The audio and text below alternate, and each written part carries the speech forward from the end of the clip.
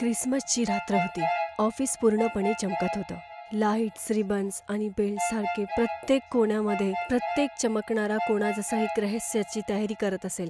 पण या सजावटच्या मध्ये एक शांतता होती, एक असं खालीपण की जसं हे ऑफिस स्वतःमध्येच एक श्वास थांबवून ठेवलेला असेल. नताशा, समीर आणि कबीर तिघही जण ऑफिसमध्ये येतात. जसंच त्यांनी ऑफिसमध्ये पाय ठेवला, पूर्ण ऑफिस खाली होतं. खुर्ची खाली होती आणि डेस्कवरती कोणीच नव्हतं. नताशा खूपच चकित होते. हे काय, ऑफिस तर खाली आहे. समर हसायला लागतो. अरे नताशा, तुझी विसरायची बिमारी अजून गेली नाही का? नताशा चिडून बोलते. कबीर हसतच बोलतो, म्हणजे आम्ही कधी संध्याकाळी ऑफिसला आलोय? आज क्रिसमस आहे आणि तुला माहिती आहे, प्रत्येक वर्षी आपल्या ऑफिसमध्ये सिक्रेट सॅन्टा असतं. जे त्याला ओळखतं त्याला बक्षीस मिळतं. अरे ते तर मलाही माहिती आहे. पण प्रत्येक वेळेला आपल्या तिघांचा वेलकम ऑफिसवाले करायचे, पण आज इथे शांतता का आहे? गोष्ट तर तुझी खरी आहे. कबीर विचारांमध्ये डुबून गेला. वाटतंय क्रिसमस मनायचा नवीन पद्धत असेल. नक्कीच सगळे कुठेतरी लपले असतील वातावरण बनवण्यासाठी. त्याचा आवाज हवेमध्ये येत होता. ऑफिसची सजावट चमकत होती, पण तिथे एक अंधारामध्ये भीतीचा साया होता. जसं की कोणीतरी बघत होतो, पण कोणीही दिसत नव्हतं. तेवढ्यातच समरची नजर त्या टेबलवरती असलेल्या एक बुकलेटवरती जाते. हे क्रिसमस मनवण्यासाठी नवीन स्टाईल आहे. सगळे ऑफिसचे लोक आपल्या आपल्या जागेवर लपलेले आहेत. तुमच्या तिघांचं स्वागत आहे. आणि एक रासची गोष्ट, आपल्या सगळ्यांमधून एक सिक्रेट सॅन्टा आहे. ज्याने ओळखलं त्याला अशी गिफ्ट मिळेल ज्याची त्याने कल्पना सुद्धा केली नसेल. कबीर आणि नताशा चकित होतात आणि समीर हसतो. खरं सांगा, तुमच्या दोघांपैकी कोणी सिक्रेट सॅन्टा आहे? नताशा चिडून हसते. कमाल आहे, आता तरी लहानपण सोड. ऑफिसचा दरवाजा उघडतो आणि आतमध्ये एक मुलगी येते. Tanya, new joining. तान्या तिघांनाही बघते. इथे तर आपल्याशिवाय कोणीच नाही. तू नवीन आहेस तान्या. आपल्या ऑफिसमध्ये नेहमी सिक्रेट सांता सेलिब्रेट केलं जातं. होऊ शकता सिक्रेट सॅन्टा आपल्या चौघांपैकी कोणी असेल, किंवा ते लोक जे लोकांनी लपलेला असेल. तान्या फक्त हलकसं हसते. तिचे डोळे गहराईमध्ये काहीतरी शोधत होते. ऑफिसची चमक ते लपवू नव्हते शकत. काही वेळानंतर चौघांचीही नजर त्या टेबलवरती जाते आणि त्या टेबलवरती अजून काही स्लिप्स ठेवलेल्या होत्या. इन्स्पेक्शन्स टू नाईट. समर त्यामधून एक उचलतो. हे हँडरायटिंग तर बॉबीची वाटती आहे. सन्नाटा अजूनच भयानक आणि गहराई होत चालला होता, जसं की काही सावलीनी त्या कमरेमध्ये प्रवेश केला असेल. टेबलवरती एक लाल बॉक्स ठेवलेला होता. नताशा त्याला उघडते. आतमध्ये एक कापलेला हात ठेवला होता. ती ओरडते. समर आणि कबीर मागे जातात. तान्याचाही श्वास अटकतो. एक मिनिट, हे तर कापलेला हात आहे. कबीर घाबरतच बोलतो. नक्कीच आपल्याला घाबरायचं कोणतं चाल असेल. हे नकली असेल, हो ना? समर हात उचलून त्याला पूर्णपणे बघायला लागतो. हातामधून ताजं रक्त वाहत होतं. समीर काहीतरी बोलतो. हे असली आहे, असली. नताशा आणि तान्या जोरात ओरडतात. तेवढ्यातच कबीरची नजर एका बॉक्सवरती जाते, ज्यावरती त्याचं नाव लिहिलं होतं. कबीर आपल्या हाताने त्याला उघडतो आणि त्यामध्ये एक कापलेली बोट होतं आणि त्या कापलेल्या बोटामध्ये रक्ताने माखलेला एक अंगुठी चिटकलेली होती. तेवढ्यातच कबीर मागे जातो. हे तर बॉसची अंगठी आहे.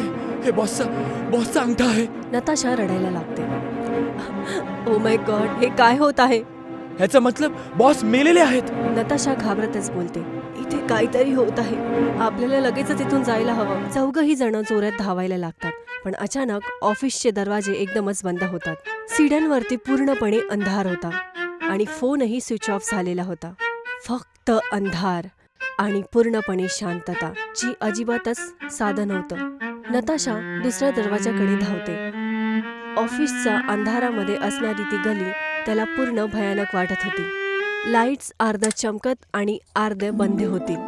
हवेमध्ये पूर्णपणे शांतता आणि प्रत्येक पायाचा आवाज हा भिंतीवरती जाऊन परत येत होता, जसं की अंधारामध्ये कोणीतरी काही साधंसं ऐकत असेल. अचानकच एक आवाज पूर्ण फ्लोअरमध्ये येतो. Help me. समीर, कबीर आणि तान्या धावतच त्याच्याजवळ जातात, पण तिथे नताशा पडलेली होती आणि तिचा गला पूर्णपणे कापलेला होता आणि डोळे पूर्णपणे उघडे आणि त्याच भीतीमध्ये ती तशीच पडलेली होती ज्यामध्ये तिने आखरी श्वास घेतला होता आणि तिच्या डोळ्यांमध्ये लाल क्रिसमसच्या लाईटीचा प्रकाश चमकत होता, जसं की तिचे डोळे लाल भडक आणि झिलमिलत होते, जसं की तिघांच्याही पायाखालून जमीन सरकत होती. आता ऑफिस कोणती जागा नाही तर एक ताबूत बनला होता आणि आता फक्त 3 जण वाचले होते, समीर, कबीर आणि तान्या. काही वेळानंतर एक भीतीदायक आवाज आला, कबीरचा. समीर आणि कबीर धावतच तिथे जातात, पण तिथे त्यांचं रक्त जमून गेलं.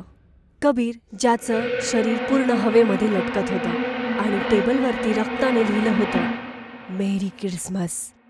कधी कधी काही गोष्टी कल्पनांच्याही पुढे जातात. हे आता कोणतं खेळ किंवा सिक्रेट सांता नाही राहिलं. हे आता कोणत्या पागल आत्माचा क्रिसमसचा खेळ होता. आता फक्त 2 जण वाचले होते, समर आणि तान्या.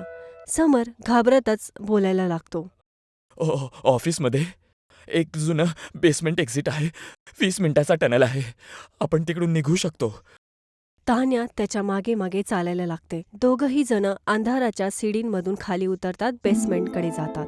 बेसमेंटची सीडी पूर्ण जुन्या वाटत होते, जसं की प्रत्येक स्टेप्सवरती कोणाच्या शेवटच्या क्षणाचा आवाज असेल. खाली हवा पूर्ण दुर्गंधित होती, जसं की जमलेल्या रक्त आणि सडलेल्या मांसासारखी. समरने टॉर्च जाळली. त्याची रोशनी जिथे गेली तिथे तो दगडासारखा जमून गेला. पूर्ण बेसमेंट लाशांनी भरलेलं होतं. काही ऑफिसचे कर्मचारी, काही वेगळे चेहरे तर काही पूर्णपणे सडलेले चेहरे होते, जसे की काही वर्षापासून फक्त ही सिक्रेट सांता फक्त मृत्यूच देत आहे. ही जागा कोणतं एक्झिट नसून फक्त एक डेथ रूम होतं. समीर ओरडायला लागतो. हे सगळं कसं झालं? कोणी मारलं यांना?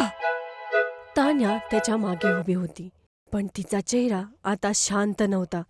तिचे डोळे काळे पडून गेले होते आणि चेहरा वेगळ्याच आकृतीमध्ये बदलत होता, की जसं की एक साया असेल. तान्याचा आवाज खतरनाक पूर्ण गाजायला लागली. 1 वर्षापूर्वी तुला राहुल आठवतो ना? समर कापतो. कोण? तान्याचा आवाज आता पूर्ण भीतीदायक झालेला. तो साधा सरळ मुलगा ज्याला तुम्ही सर्वांनी सिक्रेट सांतामध्ये इन्सल्ट केला होता, त्याला त्रास दिलात, हसलात आणि त्याने आत्महत्या करून घेतली. समरचे डोळे पसरले. तू मला कसं ओळखतेस? तान्या हसते, एक थंड, भीतीदायक, एक भयानक हास्यामध्ये. कारण मी तान्या नाही. तिच्या चेहऱ्यावरची त्वचा पूर्णपणे बदलते आणि हड्डी तुटायला लागलीत. डोळे लाल झालेत. मी राहुलची बहीण तान्या नाही. मी त्याची मेलेली बहीण तान्या आहे.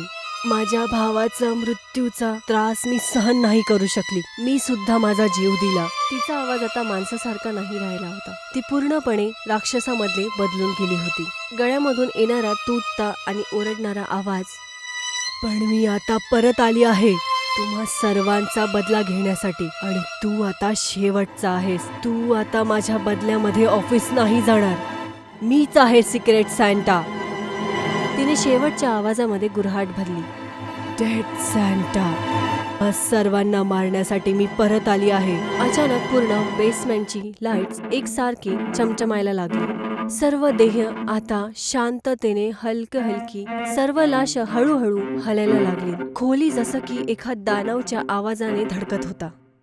समर मागे हटायला लागतो, पण तान्या आता तिच्या स्वतःच्या असली रूपात आलेली होती.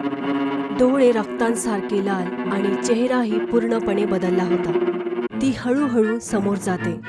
आताही सिक्रेट सांताचा शेवटचा गिफ्ट अजून बाकी आहे. समरचे श्वास तुटायला लागले. त्याचं शरीर कापायला लागलं.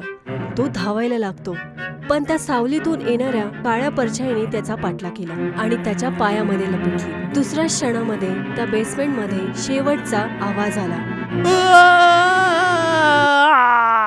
समरची. आणि मग पूर्णपणे शांतता.